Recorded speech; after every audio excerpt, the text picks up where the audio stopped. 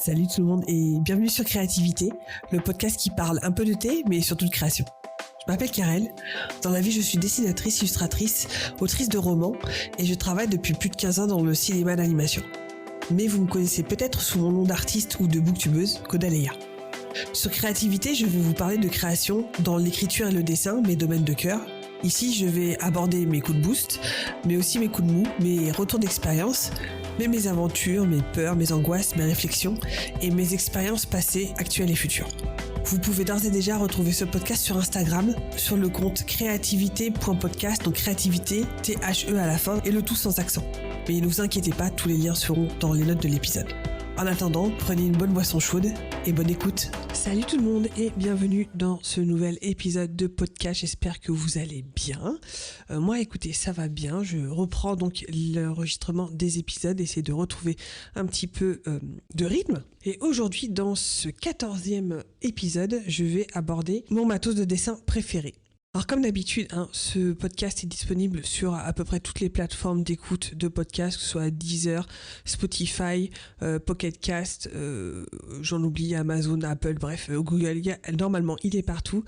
Il y a aussi un épisode exclusif pour Patreon, donc si ça vous intéresse, le lien est en barre d'infos. Et il y a aussi une newsletter une fois par mois où je raconte ce que j'ai fait dans le mois, côté dessin, côté écriture et côté podcast. Alors aujourd'hui, exceptionnellement, pas de thé parce que tout simplement, je n'en ai pas de nouveau et c'est toujours les mêmes que je bois et je pense que je vous en avais déjà parlé dans les précédents. Donc on va passer directement au sujet de l'épisode, c'est-à-dire mon matos de dessin préféré. Alors j'ai fait une petite liste, que ce soit en traditionnel ou que ce soit en digital, en sachant que notamment traditionnel, ça peut changer en fonction de mes envies, en fonction des techniques que je découvre. Il faut savoir que j'ai été très longtemps très complexée par l'utilisation du traditionnel parce que je ne savais pas faire, parce que à chaque fois qu'on faisait de la peinture ou du dessin, etc. à l'école, je me faisais taper dessus parce que je ne faisais pas comme il fallait, sauf qu'on ne nous montrait pas comment fallait faire. Bref, j'ai développé vraiment à la fois une attirance et une fascination pour ceux et celles qui réussissaient à en faire, et en même temps vraiment une grosse défiance parce que je partais du principe que je ne savais pas comment faire et donc ça valait pas le coup en fait de s'y mettre. Ça a un petit peu changé depuis, j'ai travaillé là-dessus et j'ai réussi à passer ce cap et j'ai découvert vraiment quelque chose que j'aimais beaucoup et qui est presque thérapeutique, je trouve, et j'en fais beaucoup plus maintenant depuis peut-être 5-6 ans que je n'en faisais les 20 premières années. Alors on va commencer avec tout ce qui est traditionnel. Et surtout, donc on va commencer par les crayons et notamment les Col-Erase. Alors les Col-Erase, ce sont des crayons qui sont très connus dans le monde de l'animation. En fait, ce sont des crayons qui ressemblent à des crayons de couleur, sauf que ceux-là, vous pouvez les effacer, d'où leur nom, Col-Erase, Color Erase. Et ça, c'était extrêmement pratique donc dans l'animation traditionnelle. Donc quand vous commencez donc à dessiner vos poses clés, etc., quand vous construisez vos poses, eh bien vous construisez donc avec des systèmes de ronds de forme simple, et ensuite vous repassez par dessus donc avec un crayon noir. Et donc ces trucs de construction étaient souvent faits donc au crayon traditionnellement bleu ou rouge. Et il y a donc la marque Prismacolor qui fait ce genre de crayon, donc de Col-Erase, et vous pouvez le trouver, je crois, il y a une vingtaine de couleurs différentes, en sachant qu'il y en a que franchement on va jamais utiliser, genre du jaune, clairement, mais il y a plein de couleurs. Moi j'en ai acheté quelques-uns, je pense que j'ai acheté assez de boîtes pour pouvoir en avoir jusqu'à la fin de ma vie, mais pour en avoir du coup testé quelques-uns et quelques couleurs, je suis arrivée à en préférer 4 qui sont le Tuscan Red, qui est un rouge un peu foncé, presque près du marron, mais qui reste avec une teinte un peu rougeâtre. Il y a le Crimson Red, donc qui est un beau rouge profond, un peu rouge sang. Et il y a le Blue et le Indigo Blue, donc comme son indique, qui est un bleu un peu foncé. Donc ça, ce sont vraiment ces 4-là que j'utilise vraiment beaucoup. Il y a aussi le rose que j'utilise souvent, qui est très pratique justement quand on fait notamment, j'y reviendrai, mais des dessins pour les Copics, parce que ça passe extrêmement bien, ou avec l'aquarelle aussi. Ça passe très très bien donc quand vous passez de l'aquarelle ou du Copic par-dessus. Alors vous avez aussi ensuite les Fudenosuke. Donc ce sont des broches pennes, c'est-à-dire que ce sont des stylos avec une pointe légèrement souple. Alors vous en avez des stylos avec des pointes plus ou moins souples. Il y en a qui sont très très souples, comme le brush pen Pentel qui est assez connu, donc qui est noir comme ça et qui est très très souple. Et vous avez d'autres où les mines sont un tout petit peu plus rigides. Donc notamment les Fudenosuke. Je crois que c'est Tombow qui les fait, et ceux-là, vous savez, ça vous permet de faire des pleins et des déliés à maîtriser beaucoup plus facilement que les brush pens de Pentel. Ceux-ci ont vraiment beaucoup plus une pointe de type pinceau, donc très très flexible, où il faut vraiment avoir la main très très légère pour réussir à maîtriser sa main et son trait. Alors vous avez ensuite les Sakura Technical Pens. Alors dans les Sakura, vous avez c'est Sakura Micron, je tiens à préciser. Alors vous avez les Technical Pens, c'est-à-dire que vous avez une pointe, vous savez, juste donc 0,5, 0,2, etc. Donc vous avez en fait une épaisseur de trait continue et toujours la même. Mais si vous regardez bien, eux aussi ont une version aussi avec une petite pointe pinceau, et aussi avec une pointe où vous pouvez, je crois qu'ils appellent ça des felt pens, avec une pointe qui est légèrement rigide, qui est un tout petit peu rigide, mais qui vous permet du coup de faire des pleins et des déliés. Donc ils en ont aussi. L'avantage chez eux aussi, c'est que évidemment, donc les stylos qu'on connaît le plus chez eux sont noirs, mais ils ont aussi une gamme de couleurs. Vous pouvez en trouver avec du rouge, du vert, du bleu, enfin vraiment toutes les couleurs. Et ceux-là, ils sont très très très pratiques quand vous voulez ancrer un dessin, puisque une fois que c'est ancré, ça ne smudge pas, ce n'est plus réactivable à l'eau, et donc ça ne bougera pas si vous faites par exemple de l'aquarelle ou du Copic par-dessus, ce qui est quand même très très pratique. Évidemment, pour ancrer, vous avez les trucs simples, l'encre de Chine, et j'ai découvert très récemment la plume G, qui est une plume que les mangaka utilisent et qui justement aussi permet tout un échantillon de plein et de déliés. Vous pouvez vraiment bien maîtriser vos traits avec ça. Vous avez aussi des plumes pour le dessin, mais pour être honnête, j'en ai testé quelques-unes, hein, les trucs de sergent-major, ou alors vraiment des plumes métalliques pour le dessin, mais je trouve que les plus agréables à utiliser, c'est toujours les plumes G. Alors c'est difficile à trouver. Si vous avez des amis qui vont au Japon, n'hésitez pas à leur demander d'en ramener. Sinon, vous pouvez en trouver sur Amazon. Vous pouvez aussi en trouver dans certains magasins d'art. Moi, je sais que j'en ai trouvé à Schleiper en Belgique. Mais voilà, si je pouvais vous conseiller un truc donc pour redécouvrir le plaisir d'ancrer à la main, ce serait ça. Alors évidemment, pour ancrer, vous pouvez aussi tester avec un pinceau, et pour ça il y a je crois que c'est les Kolinsky de Winsor & Newton. J'en ai acheté quelques-uns justement pour tester. J'ai testé une fois, mais c'est assez, je trouve, voilà, ça demande un petit peu de pratique, ça demande un petit peu d'expérience, mais c'est aussi très très agréable. Il faut savoir gérer la quantité d'encre dans le pinceau, etc., pour essayer de faire en sorte d'avoir un trait maîtrisé, on va dire. Mais voilà, ça demande un petit peu de doigté. Alors justement, au niveau pinceau, je me suis acheté une gamme, c'est de Bethany Airways exactement. Je vous mettrai de toute façon les liens dans la barre d'infos. Je crois qu'il y en a 7 en tout, du plus petit au plus grand, et ils sont vraiment vraiment super. C'est vraiment une gamme. J'en ai acheté beaucoup, des pinceaux à droite et à gauche, dans plusieurs gammes, et ceux-là, c'est ceux vers lesquels je reviens toujours constamment, parce qu'ils sont très très pratiques. Ils tiennent bien l'eau, ils tiennent bien la forme aussi, surtout pour les plus gros. Pour les plus petits, un petit peu moins.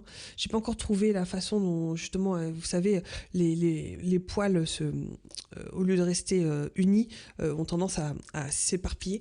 Et ça, c'est un petit peu chiant, justement, surtout quand on les utilise peu. On a un peu l'impression que le pinceau est foutu. J'ai pas encore trouvé comment régler ce problème, mais en tout cas, cette gamme de pinceaux-là est assez abordable, et voilà, vous avez un pack de 7 pinceaux et vous pouvez tout faire avec. Alors ensuite, au niveau couleur, il y en a plusieurs que j'ai testé. Alors au niveau des encres notamment, j'ai testé les Ecoline, qui sont vachement chouettes, donc qui sont de l'aquarelle liquide, qui par contre ne sont pas, elles sont pas light fast en fait, c'est-à-dire qu'elles résistent pas à l'épreuve du temps si elles sont exposées à la lumière, faut faire attention. Mais par contre, voilà, pour des petites études, pour des choses qui vont rester dans les tiroirs, ou je sais pas, enfin, disons que c'est pas quelque chose avec lequel vous devez exposer des tableaux, par exemple. Ça risque de faire délaver les couleurs. Mais sinon, pour voilà, du travail de base, c'est assez chouette. Sinon, vous avez aussi les Winsor & Newton. Donc, vous savez, c'est des toutes petits flacons carrés là qui sont très très bien. Et j'ai aussi testé les Rohrer und Klinger, donc avec un nom un coucher dehors, qui sont des encres indélébiles. Et celles-ci, elles sont vraiment aussi géniales. J'ai quasiment toute la gamme, je crois qu'il me manque juste les couleurs, je crois que c'est les couleurs secondaires, il me semble. Et elles sont vraiment géniales. Elles sont, vous les mettez sur le papier, pour peu que ce soit du bon papier, j'y reviendrai. Une fois que c'est sec, ça ne bouge plus. C'est pas de l'aquarelle du tout. Et elles sont avec justement une qualité de couleur et de couvrance assez bluffante. Alors, au niveau aquarelle, moi j'ai surtout des Winsor & Newton, j'ai quelques godets d'autres marques, mais je suis pas encore assez poussée à ce niveau-là, donc je préfère ne pas forcément donner de mes conseils là-dedans. Je pense que voilà, Winsor & Newton c'est une bonne gamme pour commencer, et vous trouverez sans doute d'autres ressources pour vous guider dans vos choix, en tout cas pour l'aquarelle. Alors ce que j'utilise aussi beaucoup, c'est les palettes des dorés de Coliro Colors, qui ont des dorés vraiment super, très couvrants, très saturés. C'est des, comment dire, si vous voulez faire des réhauts de dorés, ça marche vraiment très bien. Je sais qu'il y a de l'encre acrylique aussi que vous pouvez trouver, de l'encre un peu métallique, notamment c'est chez, j'ai oublié, c'est pas Winsor & Newton, c'est d'autres, Daler & Rowney je crois. Vous pouvez trouver comme ça des gammes métalliques, dorées, argentées, qui sont très chouettes, notamment chez Coliro Colors. Alors pour mettre du blanc aussi, il y a deux outils que j'utilise beaucoup. Alors évidemment, c'est le Sakura, les gel pens de Sakura, donc qui sont très chouettes pour des trucs de précision. Par contre, c'est pas forcément mon préféré. C'était mon préféré au début, mais ensuite j'ai découvert les Posca blancs à la pointe triangulaire notamment, qui permet d'être très précis et de pouvoir faire des traits assez fins. Alors le seul hic avec les Posca, c'est qu'il faut faire très attention parce que ça peut splitcher assez facilement.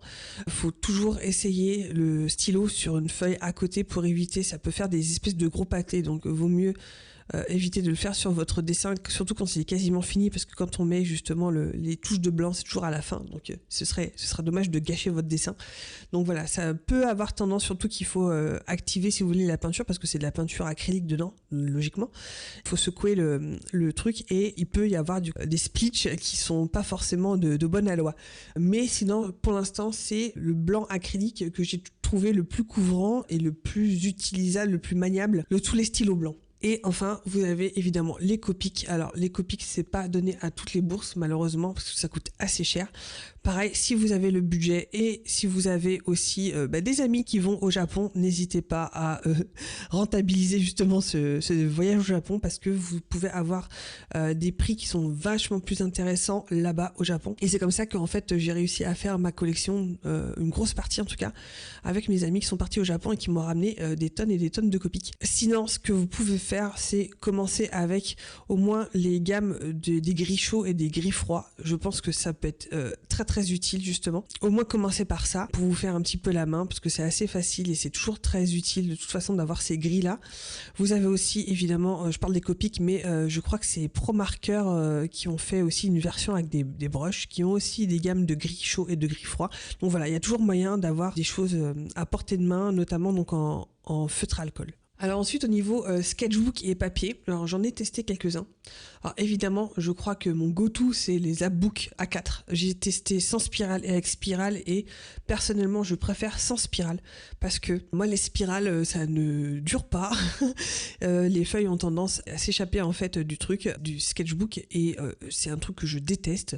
Donc en général, je trouve que le fait de pouvoir en fait retourner la page de l'autre côté me sert beaucoup moins que le fait que mon sketchbook dure dans le temps et peut rester sans avoir des feuilles volantes ou complètement déchirées, parce que les spirales, les anneaux métalliques ne fonctionnent plus quoi. Donc vraiment, les Apbook A4 sans spirale, c'est vraiment mon go-to. Là, je suis en train de terminer un Leuchtturm, donc A4, qui est spécialisé pour le dessin. Alors, Leuchtturm sont connus pour faire leur carnet pour les bullet journal.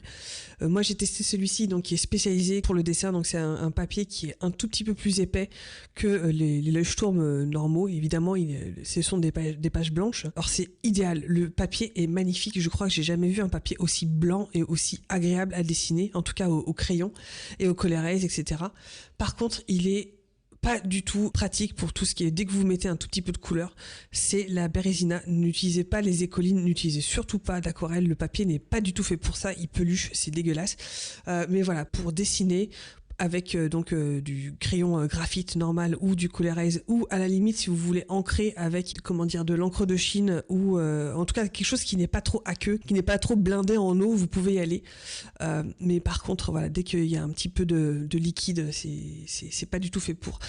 Donc c'est un très très beau papier, un très très beau carnet qui est assez cher. Pour être honnête, je pense qu'il est autour de 24 ou 25 euros, donc c'est pas donné. Mais voilà, ça peut être un beau carnet en tout cas dans lequel dessiner. Alors récemment justement j'ai fait l'acquisition plutôt de carnets on va dire A5 qui sont plutôt mixed média ou aquarelle, parce que c'est quelque chose vers lequel j'aimerais beaucoup plus aller, c'est de mettre en fait de la couleur dans mes croquis, et en tout cas avoir l'opportunité, même si je vais peut-être pas en mettre partout, mais en tout cas avoir l'opportunité d'en mettre. Et donc pour ça j'ai acheté donc des carnets notamment je crois que c'est Canson, des XL, et autres aussi. J'ai aussi acheté un Fabriano donc mixed média avec différentes épaisseur de feuilles. Donc vous avez des feuilles à, je crois c'est 250 grammes, et l'autre c'est 300 grammes, et aussi donc les carnets aquarelles. Donc j'ai très très envie de tester ça. Pour pouvoir au moins avoir l'opportunité de mettre des feutres tricolines dedans, de l'aquarelle ou carrément de l'encre, pourquoi pas. Mais c'est quelque chose que je ne peux pas faire dans les Abook, ou encore moins dans le Leuchtturm. Ce que je vous conseillerais aussi, c'est d'essayer de trouver des carnets avec un papier qui n'est pas blanc. C'est-à-dire que moi, j'ai fait des sessions de Inktober sur du papier. J'ai testé le papier craft, et aussi j'ai testé du papier, du toned paper. Donc c'est, vous savez, c'est la feuille qui est légèrement ou marron ou grise, et ça permet justement de faire des dessins et de jouer sur le plus foncé, plus clair. Vous pouvez mettre du blanc et ça fait tout de suite ressortir notamment votre dessin. C'est absolument génial, et je trouve que ça change complètement le dessin que vous faites dedans. Ça rajoute vraiment une valeur ajoutée. Donc si vous avez l'occasion d'en trouver, n'hésitez pas. Donc vous avez des carnets donc comme ça avec des papiers plutôt grisés et des papiers plutôt, on va dire, brun couleur terre, quoi. C'est pas cher. Sinon vous avez du papier craft aussi qui est très très pratique. Le papier dans ce cas-là est peut-être un chouille trop léger, mais ça peut faire le taf. Franchement, c'est une super expérience. Je vous conseille de tester en tout cas. Alors évidemment, en papier aquarelle, vous avez la Rolls des papiers qui est Arch et Fabriano. Alors j'en ai reçu à mon anniversaire. Je ne les ai pas encore testés parce qu'il a fallu que je fasse plutôt du digital. Mais ça, c'est dans ma to-do list de cette année, c'est justement de tester ces papiers dont on me dit tellement de bien. Moi, le seul pour l'instant papier que j'ai testé, c'est un papier qui s'appelle Hahnemühle. Donc c'est une marque allemande qui fait aussi de très très bons papiers, qui sont un tout petit peu moins chers que les Arch et Fabriano, et qui sont vraiment de très très bonne qualité, peut-être de meilleure qualité encore que les Canson et les Clairefontaine, etc. Mais voilà, qui restent abordables. Alors en ce qui concerne les outils plutôt numériques, alors je vais essayer de pas dire digital, parce que en fait digital ça veut pas du tout dire ça en français, hein. On dit plutôt numérique en français, digital c'est les doigts, n'est-ce pas? Donc au niveau des outils numériques, alors là c'est peut-être un petit peu plus succinct, mais je vais quand même faire un point là-dessus, puisque les fournitures, on va dire, artistiques numériques peuvent être très très très très très chères, notamment les tablettes graphiques, même si depuis quelques années il y a des alternatives à Wacom beaucoup moins chères et qui restent très fiables et très intéressantes niveau qualité-prix. Voilà, ça c'est dit. Donc moi en ce qui me concerne, j'ai en ce moment une Cintiq 27 HD depuis 2017, donc ça fait 6 ans que je l'ai, elle n'a pas bougé d'un poil. Faut savoir que ça coûte très cher, comme je vous disais. Moi j'ai une Wacom depuis en fait facilement avant les années 2000, donc je suis un petit peu habituée à cette marque-là, et ça a été en position de monopole, genre la seule vraiment fiable et la seule bien sur le marché depuis très longtemps. J'ai testé les tablettes graphiques, et donc à l'époque c'était même pas les Intio, c'était pas les bambous, c'était les Graphir. Voilà, ma toute première tablette graphique c'était une Wacom Graphir. Donc c'est celles qui sont juste avec la tablette et pas du tout d'écran. C'était une A6 à l'époque. J'ai augmenté au fur et à mesure. J'avais acheté une A5, et puis ensuite je suis passée aux tablettes avec écran qui pour moi ont complètement changé la donne. Après je comprends qu'il y ait des gens qui préfèrent les tablettes sans écran. Moi perso je préfère avec écran, et je dois dire plus c'est grand mieux ça me va. Je pense la 27 c'est vraiment peut-être, je dirais pas too much, la valeur haute maxi on va dire, parce que je sais qu'ils font des 32 pouces qui sont encore plus grands, mais là je pense que c'est un tank, hein. C'est beaucoup moins pratique, même si bon, une 27 c'est déjà pas très pratique, on va dire. Mais j'ai déjà testé la 13 pouces. Et la 13 pouces, je me sentais un petit peu coincé dedans. C'est comme par exemple ceux et celles qui préfèrent les sketchbooks format A5 ou A4. On se sent pas tout à fait pareil. C'est peut-être pas forcément pour les mêmes utilisations d'ailleurs. Moi j'aime bien l'espace que ça procure. Je suis habituée à travailler au moins sur des 22 pouces au travail.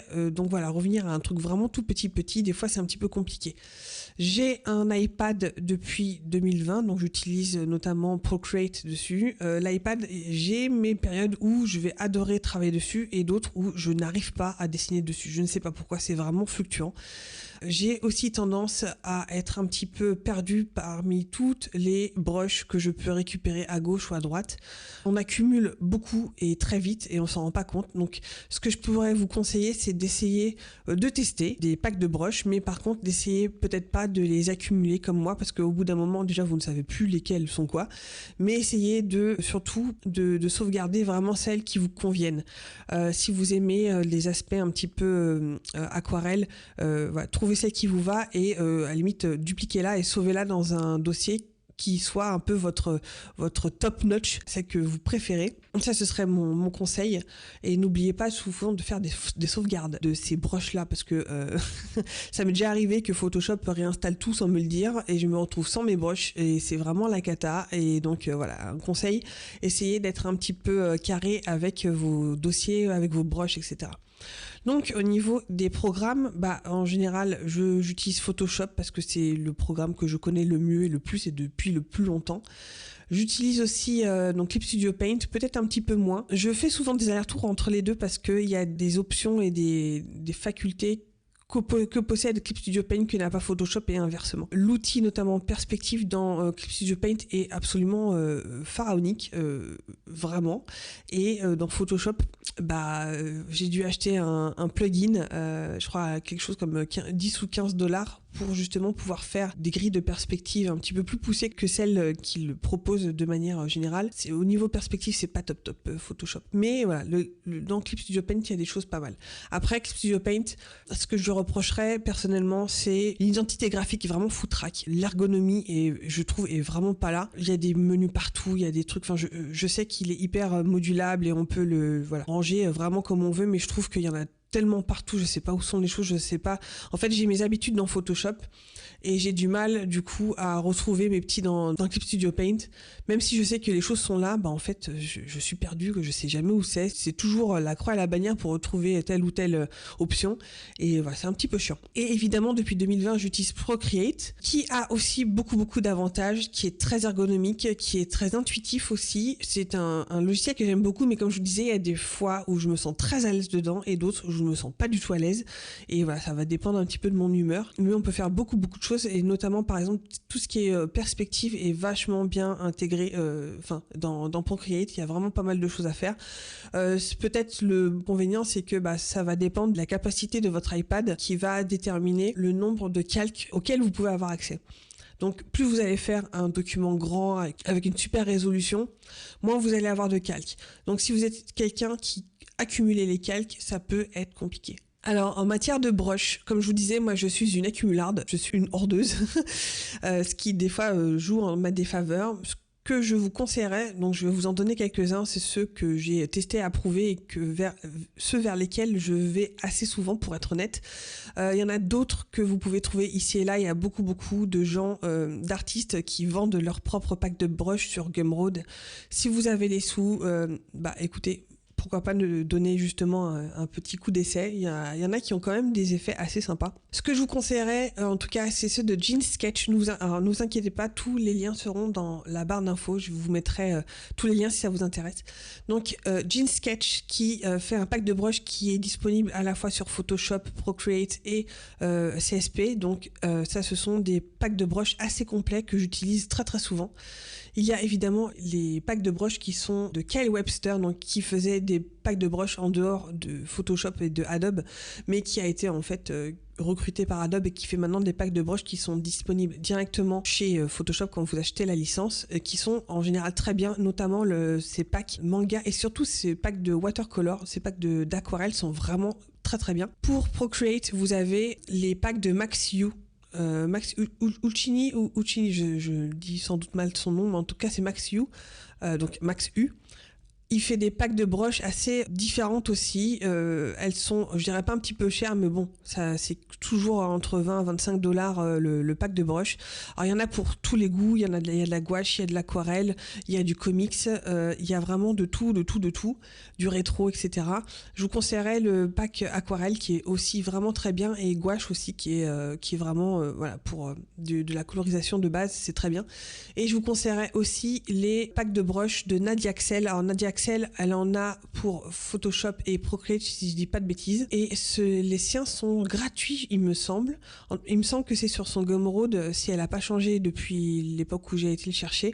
En tout cas, ils sont gratuits, ou alors c'est un peu au pourboire. Si vous voulez lui donner quelque chose, vous pouvez lui donner quelques sous. Mais elles sont très bien aussi pour commencer, c'est très très bien. Loish en a fait aussi qui sont assez basiques, mais qui peuvent peut-être vous dépanner pour commencer. Et sinon, vous avez sur Procreate les broches de Abel Art, qui sont vraiment très bien. Il y a 2 packs de broches qui sont vraiment pas très chers. Je crois que c'est quelque chose comme 5 $ le pack de broches. Il y en a un qui est assez basique. C'est des broches numériques, mais qui imitent le traditionnel, donc qui imitent un petit peu le crayon, qui va imiter l'ancrage aux broches pennes, etc. Et il en a un autre qui est un pack de broches uniquement pour des effets un petit peu magiques, etc. Et ça, ils sont vachement bien. Donc voilà, s'il y en a seulement certains que je peux vous conseiller, il y a ceux-là.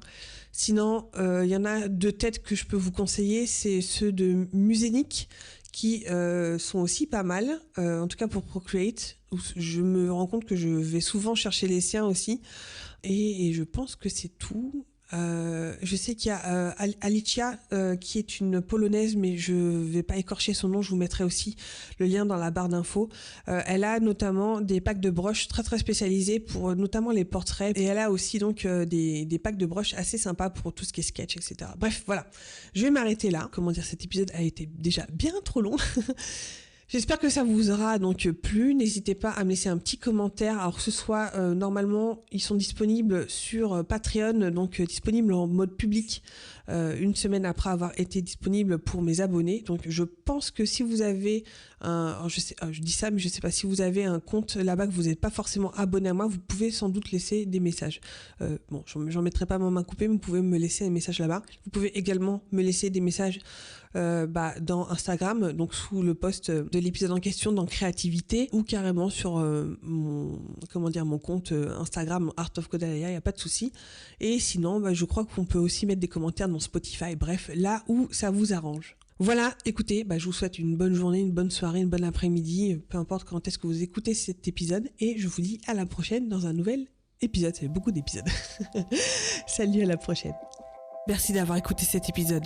Si vous appréciez ce podcast, n'hésitez pas à laisser un commentaire sur mes réseaux ou 5 étoiles sur votre application de podcast préférée. Et si vous voulez engager une conversation, vous pouvez d'ores et déjà me trouver sur mes comptes personnels, Instagram, Twitter ou Twitch, sous le nom de Kodaleya, et sur le compte Instagram de ce podcast, Créativité, THE, ou tout sans accent, .podcast. Je vous dis à la semaine prochaine, et d'ici là, créez avec passion. Bye!